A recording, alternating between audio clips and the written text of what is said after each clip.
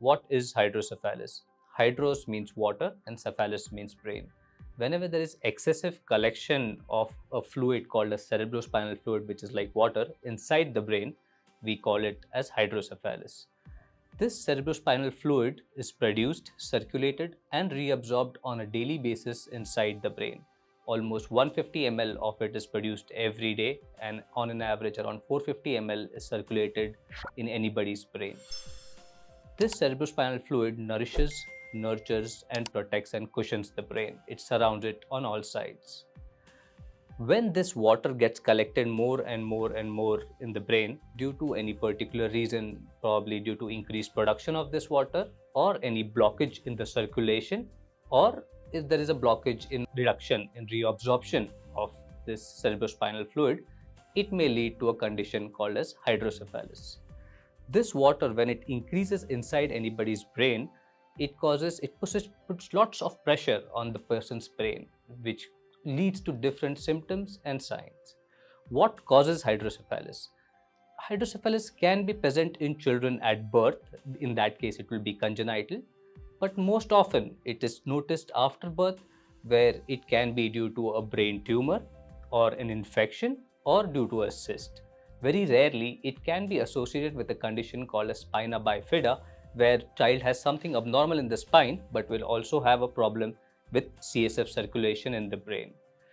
How do we diagnose, or what are the signs and symptoms of a child who is having hydrocephalus?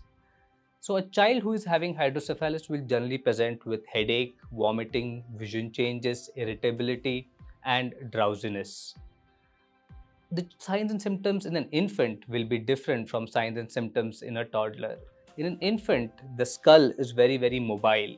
So in such cases, the skull will keep on growing more and more because of the increased water content inside the brain. So the child will present with a very large head.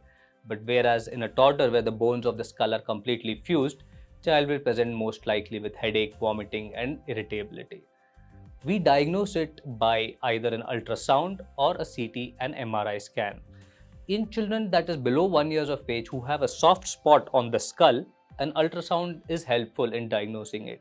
But in most instances, a CT scan or an MRI will always be needed to confirm the diagnosis.